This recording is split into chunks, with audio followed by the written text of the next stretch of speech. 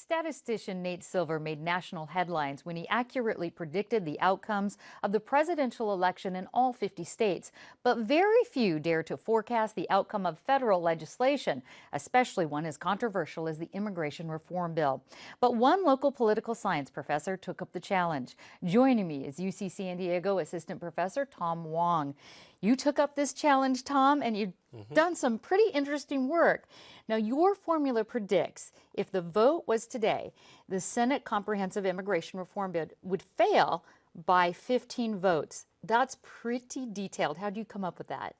Yeah, so I am modeling all past immigration votes and trying to figure out what explains the yeses and the nos. And taking all of that information, I can identify those things that matter for how legislators vote, and then use that information to think about how all 535 current members of Congress are likely to vote. Yes, and that was talking about the House. And so you've developed this model which predicts a better outcome in the Senate. Tell us about that. Yes, so for the Senate, we're talking about 67 to 71 potential yes votes on a bill with a path to citizenship. Okay, and you made this sort of a really interesting graphic that we're looking at here with all the greens. What does that represent? The greens, the grays, and the reds. So the greens represent the yes votes, but because the model can actually give us some idea of the uncertainty of the prediction, then we can actually identify those legislators who may be on the fence. And so greens are solid yes votes. Those grays are leaning one way or another, and those reds are definitely no. And why are the grays important? Well, the grays are important because the organizations who are working on immigration reform on the ground now, they're trying to figure out who to potentially lobby in order to change their opinion. So to move from a potential no to a yes vote. And so being able to identify those who are on the fence among a 535 member Congress, it's incredibly important for advocacy on the ground. Have you been able to test these models, or do you have to wait for the vote to see if your model's accurate? So the first step is the math of the model. The second step is to actually check how accurate the model performs. And so in the House, we can actually run a series of different diagnostics and checks to see whether or not the model actually reflects reality. And so for the House, there's a 94% 94% of votes are accurately predicted. And for the Senate, we're talking about 90% of votes being accurately predicted. And so we know that the model is good. Will it actually sort of work in terms of the vote that's yet to happen? Who knows? But I think it points us in that direction. Okay.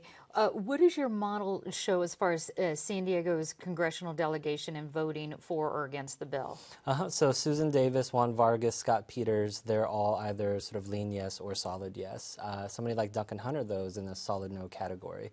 And to explain why, he has a voting record that is inconsistent with what the current immigration reform bill tries to do, specifically a path to citizenship for undocumented immigrants. And in the past, he has actually sponsored legislation to tighten border security and other immigration legislation that one would consider sort of anti-immigrant. So this would be clearly valuable to people developing bills and trying to get bills passed. What do you hope to do as far as with the immigration reform bill with this information? Do you hope it'll lead to passing? How do you hope to use the information?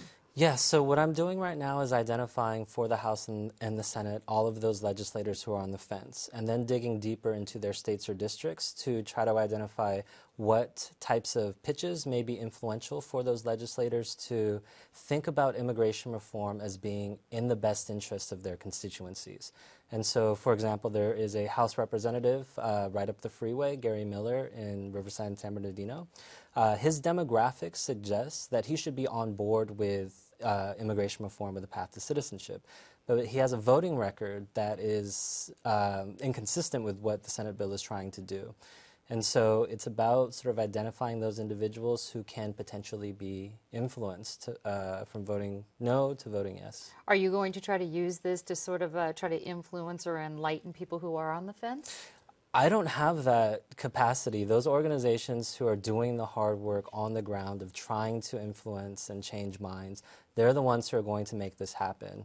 The data and the analysis that I do just points the way. All right, we will certainly be following up on this. Tom Wong, thanks so much for talking with us. Thank you.